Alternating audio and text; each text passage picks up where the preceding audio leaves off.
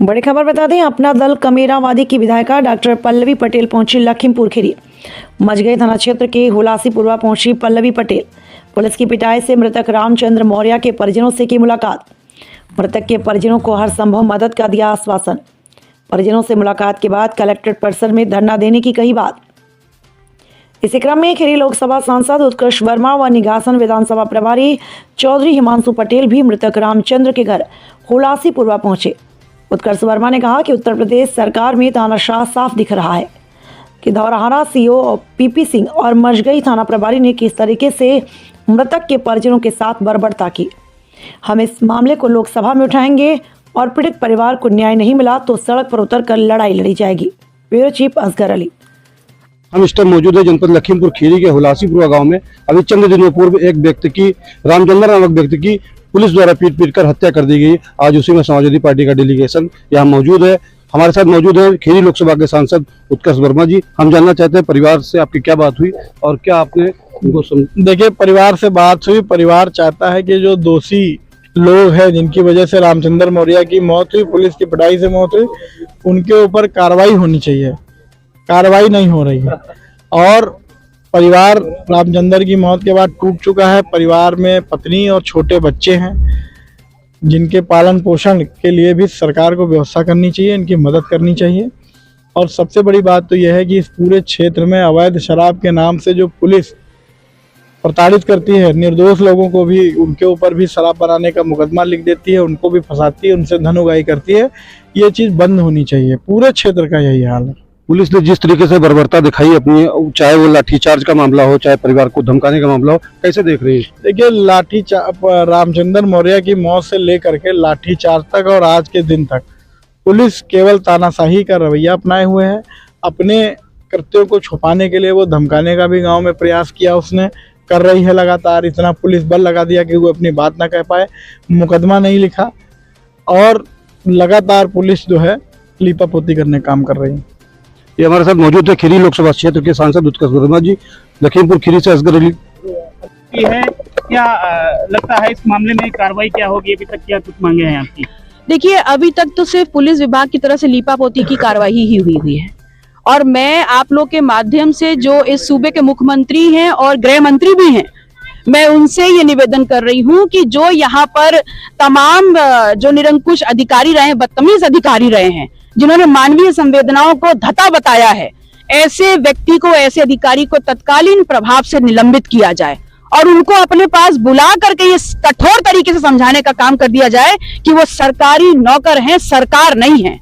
उत्तर प्रदेश की सरकार इस देश का 25 करोड़ जनता है। मैडम, 6 जनवरी की घटना, अभी तक कोई कार्रवाई नहीं हुई, क्या कुछ कहना?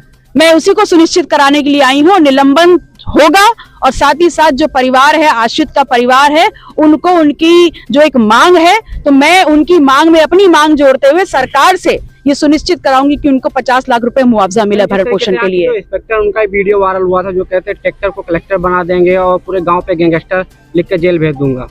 देखिए, मैंने यही कहा कि मानवीय संवेदनाओं को धता बताया गया है और ये भूल रहे हैं कि वो सरकार नहीं है, सिर्फ सरकारी नौकर हैं और जिनकी तनख्वाह भी इस प्रदेश की जनता की मेहनताना से जाती है। तो उनको मानवीय संवेदनाएं सबसे ऊपर रखनी चाहिए और इस बात को सबसे ऊपर रखना चाहिए कि उनकी वीरता, उनका साहस के साथ वो इस प्रदेश की जनता के साथ बहुत ही सौहार्द से मिले, बहुत ही कंडीशनल तरीके से उनका ट्रीटमेंट हो। Ma'am, deputy CM Keshav Prasad Maurya का इस मामले में कोई स्टेटमेंट नहीं आया अभी तक, जबकि ये मेरा विषय नहीं है। चलिए।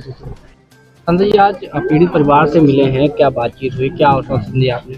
देखिए, हम लोग आए थे पीड़ित परिवार से, हम सब लोग मिले हैं प्रतिनिधिमंडल के तौर पे। हमारे सभी विधानसभा अध्यक्ष हैं भाई, क्षेत्र के नेता हिमांशु पटेल जी हैं, पलिया से नेता हैं भाई संजीव मिश्रा जी हैं, सभी लोग हैं और पीड़ित परिवार से पूरी बात जानी है। और जिस तरह से प्रशासन के अधिकारियों का रवैया है वो हमें ठीक प्रतीत नहीं होता है और अपनी सफाई में तो वो कई बात कह रहे हैं, लेकिन जो आम बात गांव वालों से और परिवार की बात जो निकल करके आई है उसमें यही बात सामने आई है कि यहाँ पर वैसे भी जो पुलिस के जो निचले अधिकारी हैं उनका शोषण एक दारू के नाम पे, अवैध शराब के नाम पर आम जनता का, निर्दोष जनता का भी किया जाता है। और ये बात सही है कि जो पता चला कि मुकदमे जरूर थे, लेकिन जिस दिन पुलिस आई यहाँ पर उस दिन वो जंगल में से पकड़ के लाई। वो बेचारा, चूंकि पुलिस का रवैया है नाजायज लोगों को फंसा देना, बिना मतलब में फंसा करके और धन उगाही करना, तो वो चार लोगों को जंगल से पकड़ के लाए, 3 लोगों को अलग किया और उसकी पिटाई हुई रामचंद्र की, जिसकी वजह से उसकी मौत हो गई। परिवार वालों को सूचना मिली कि वो अस्पताल में है और जब वहाँ गए तो उसे मृत पाया। इससे परिवार के लोग, जिसके घर में मृत्यु हो जाती है तो वो वैसे भी बेसुध हो जाते हैं, परेशान होते हैं। और पुलिस ने वहाँ भी ज़बरदस्ती करी, उसका पोस्टमार्टम कराया, फिर यहाँ आए। यहाँ पर भी उसके परिवार वालों की जो मांगे थी उसको ना मान करके उसका क्रियाक्रम भी करने पे मजबूर किया। और एक सुलहनामा टाइप की, जो आप लोगों ने भी देखा होगा कि मीडिया के माध्यम से भी बात आई सोशल मीडिया पे कि सुलहनामा हो गया है, ये बातें मान ली गई हैं। लेकिन आज जब वार्ता की परिवार वालों से, सब लोग बीच में थे, तो देखिए कोई बात पुलिस नहीं मानने को तैयार है। वो जो सुलहनामा का जो कागज़ दिया गया उस पर ना पुलिस के दस्तखत हैं, ना परिवार वालों के दस्तखत नहीं लिए गए। कोई जिला प्रभारी संगठन का है, वो अपना नाम लिख करके दस्तखत करके चला गया कि सब हो गया। ये बिल्कुल गलत है, धोखा देने का काम है। इसमें कार्रवाई, जो दोषी पुलिस वाले हैं उनके ऊपर कार्रवाई होनी चाहिए थी और सरकार से इनको बड़ी मदद करनी चाहिए थी। कम से कम इनके परिवार में रामचंद्र के छोटे छोटे बच्चे हैं, एक दिव्यांग है, उसमें भाई है, माता पिता भी उसके पहले ख़त्म हो गए, 3 भाई की पहले मृत्यु हो चुकी है और बड़ी मुश्किल से इनके परिवार का, गरीब परिवार है, इनका पालन पोषण करता था। लेकिन अब घर में कोई बड़ा देखने वाला नहीं है, उनके बच्चों को कौन देखेगा, कैसे वो उनका पालन पोषण होगा। तो हम लोगों की सरकार से मांग भी थी कि कम से कम उसकी मदद करनी चाहिए, परिवार में एक नौकरी देनी चाहिए और दोषी पर कार्रवाई होनी चाहिए। क्या लगता है परिवार को न्याय मिलेगा? हमें जो बातचीत अभी हुई है गांव वालों के सामने, हमें नहीं लगता उसमें इनके परिवार को न्याय मिल पाएगा। और हम लोगों की मांग है, समाजवादी पार्टी के लोग साथ में खड़े हैं और इनकी लड़ाई लड़ी जाएगी। और हम लोग आज आए हैं, ये बात राष्ट्रीय अध्यक्ष जी तक पहुंचाई जाएगी, तो वहाँ से भी मदद दिलाई जाएगी और हम लोग सरकार पे दबाव बनाएंगे कि इनकी मदद करी जाए। जिस तरीके से वीडियो वायरल हुए, इसमें चाहे सीओ हो या इंस्पेक्टर हो जो धमकाते हुए नजर आ रहे हैं, क्या उन पर कार्रवाई होती? देखिए, वीडियो आपने देखा और जिसने भी देखा होगा, पूरे देश ने ही देखा होगा, उससे स्पष्ट है कि किस तरह से पुलिस गुंडे की भाषा बोल रही है। तो गुंडे की भाषा है, ऐसे कोई पढ़ा लिखा अधिकारी बोलता है, कर्मचारी बोलता है? ये तो पूरी गुंडागर्दी की भाषा है। और यही भाषा क्या, यही रवैया भी है इस क्षेत्र में। लगातार अवैध शराब के नाम पर तमाम निर्दोष नौजवानों को और तमाम परिवार के लोगों को फर्जी फंसा करके, फर्जी मुकदमा लिखा करके उनका शोषण, धन उगाही एक धंधा पुलिस ने इस क्षेत्र में बना रखा है। और इसी धंधे को चलाने के तहत जब उनको पैसा नहीं मिल पाया, तब उन्होंने इस कृत्य को किया और रामचंद्र की मृत्यु हुई है इसी धन उगाही के चक्कर में, गलत फंसाने के चक्कर में। दिनेश मौर्य जो उनके भाई हैं, उनका भी कहना बाहर काम करते हैं और इसी अवैध शराब के 2-4 मुकदमे लिख करके इनके ऊपर गैंगस्टर लगा दिया गया।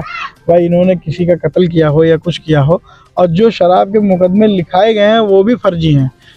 फर्जी मुकदमे, जो पैसा दे देता है उसके ऊपर मुकदमा नहीं लिखता, जो पैसा नहीं देता उसके ऊपर मुकदमा लिख देते हैं, दबाव बनाया जाता है। ये स्वाभाविक सी बात है। ये पुलिस इस क्षेत्र में लगातार, हमेशा से, आप लोग भी देखते आ रहे होंगे, हम लोग भी देख रहे हैं कि लगातार आए दिन कभी न कभी इसी तरह से पुलिस प्रताड़ना से किसी न किसी की मृत्यु होती है, धन वसूला जाता है। आज कोई भी थाना हो, वहाँ बिना पैसे के कोई काम नहीं होना, गरीब जनता को न्याय नहीं मिल रहा है, जनता बहुत परेशान है।